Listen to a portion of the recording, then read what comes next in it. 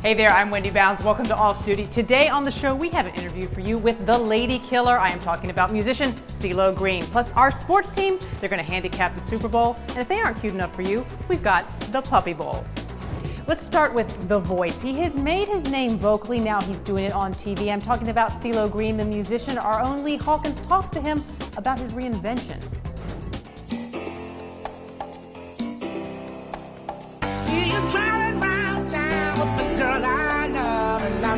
Was there a point that you needed to reinvent yourself, or did it happen organically?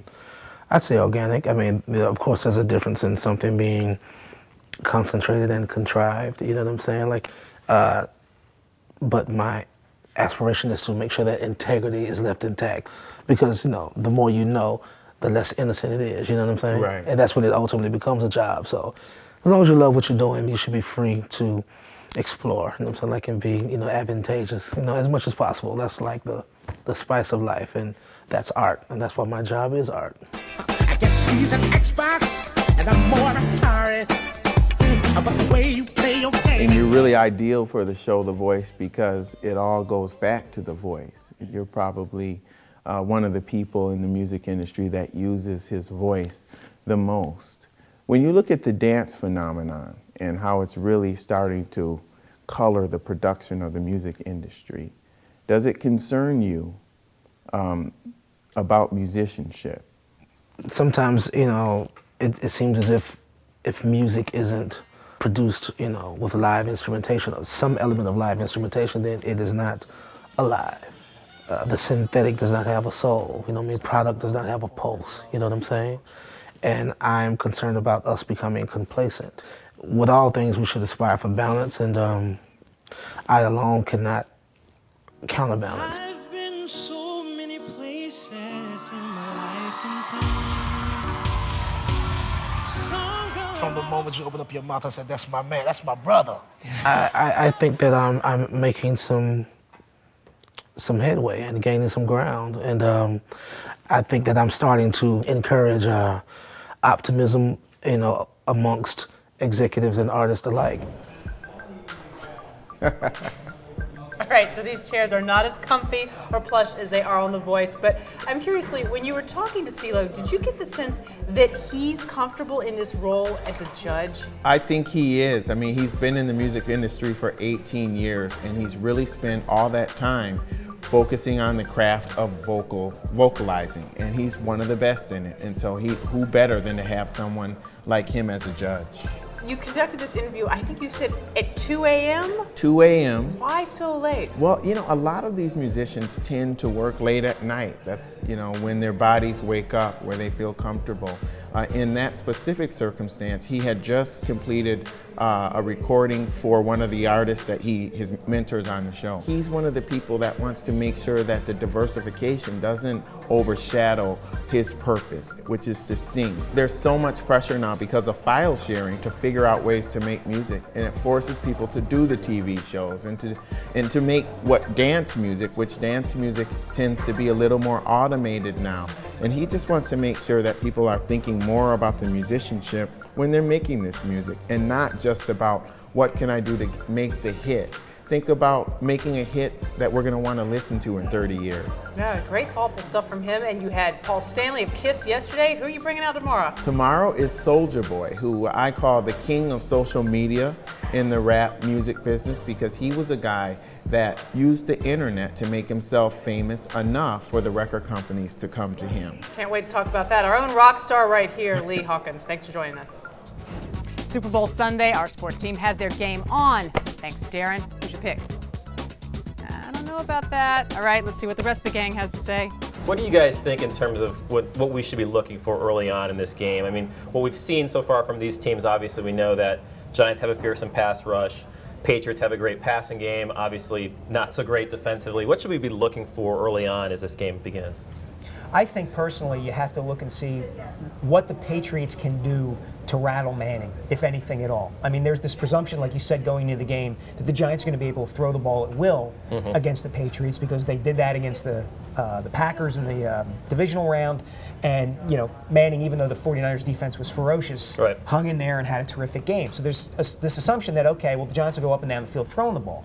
If the Patriots can generate any kind of pressure on Manning, that complicates And they have the a entire decent defensive line. They should be able to do that. Right. The problem is the secondary. But doesn't it seem like the Giants just know how to beat the Patriots? They played in the regular season. The Giants won that game. They won Super Bowl 42. Just seems like the Giants are one of those teams where the Patriots just don't match up well against traditionally, and they'll just struggle against them. Is there any chance the Patriots just come out and just bomb these guys? I mean, the Giants for much of the year they were a mediocre team. They had a lot of problems, especially running the football. And the Patriots obviously they were 5-3 at one point. I think the last loss was to the Giants. And for a large section of the season, they looked dominant. I mean, is there any chance that they just come out and look like the superior team that we sort of thought they were most of the year? Darren and I spoke earlier on our podcast, the Sports Retort, about the extra week hurting the Giants. The extra week, the momentum. They beat Green Bay, they beat San Francisco, and now they have a week off. So basically, does that week off hurt the Giants? Because they're the hot team clearly right now, but does that extra week, sort of everyone talks about the bye week hurting teams that are coming off a bye week. Does this bye week hurt the Giants now? I'm not sure it does, only because both of these teams have a number of players and the same head coaches since the last time they were in the Super Bowl. Belichick, Coughlin, Manning, Brady, these guys have been through this before. So the idea, if the Giants were a newbie to this whole experience, I might put more stock in that. But they've been down this road before. They know what they're doing. And several of them are back for the last game. So, final prediction?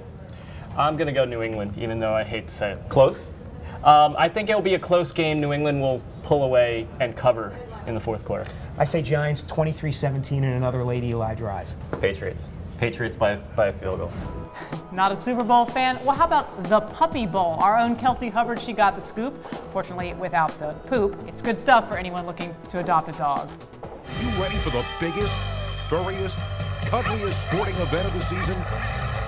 It's Puppy Bowl 8. Super Bowl mania is in full swing as the New York Giants get ready to take on the New England Patriots this Sunday. But if you're not interested in watching the game or even the commercials, there is another championship contest you might want to check out, this one of the canine variety. I'm Kelsey Hubbard, and I'm here with Dan Schachner, who's the ref of Puppy Bowl 8 on Animal Planet, where these dogs are going to go at it on the gridiron this Sunday to see who wins most valuable puppies. Dan, thanks for being here. Thanks for having me. What's making this so successful? Besides the fact that it's puppies. Besides the fact that it's puppies playing on a miniaturized football field for 2 hours, Puppy Bowl 8 is bigger and better than ever. We attract millions of viewers every year. I think not just because we have an amazing event with all sorts of other animals. We have cats, we have pigs, we have chickens. Menagerie of animals. But because we have a bigger purpose, which is to raise adoption awareness. So all of the puppies that participate in Puppy Bowl are from rescues and shelters across the country. There's 59 in total. And so we just encourage people to go to petfinder.com, who's partnered with Animal Planet, and adopt a puppy. So if a lot of people are watching this and fall in love with any of these animals, what should really people be keeping in mind before they make that decision to really take a puppy into their life? Yeah, I think bigger than the decision about which pup to adopt is to decide if you are ready to adopt. So make sure you have enough time to devote to your pup. They need a lot of, in the beginning, of course, they need a lot of patience. You need to engage them. You need to be able to get them their exercise and just be there for them. So if you're a busy person with a lot of commitments and not a lot of free time, it might not be the right field time. Goal. Yeah, it's a field goal / penalty. Are these usually high-scoring games? Yes. I'll be honest. Sometimes we lose count. There's so many touchdowns. They are high-scoring games because the point is to just drag a chew toy into the end zone. It doesn't matter which end zone. It doesn't matter whose team you're on. As long as the chew toy is dragged over, touchdown. For the Puppy Bowl this year, I know you're adding pigs, you said. They're going to be on the sidelines, Yes. hamming it In up. previous years, we had chickens as cheerleaders. But there was a big contract dispute. The unions got involved, and we said no chickens. We went with pigs this year. We're very happy about them. It's 5 pigs hamming it up on the sidelines, motivating our players. Any good, event has to have a lot of social media at play to it. So you've got a parakeet, right? Cockatiel. A cockatiel. Yep. That's even better. And he's going to be tweeting? His name's Meet the Bird. You can follow him on Twitter, Meet the Bird, and he'll be tweeting game highlights and a lot of behind-the-scenes actions throughout the game, so you can follow him. All right, Dan. Well, I think they're ready for the big game. Thank you so They much are. for bringing it to us. We'll be watching you, and make sure to get all those fouls this weekend. I'll try my best. And all those Won't be touchdowns. easy. That's it for Off Duty today. Click to subscribe. Join me on Twitter. I'm Wendy Bounds. I'll see you back here tomorrow.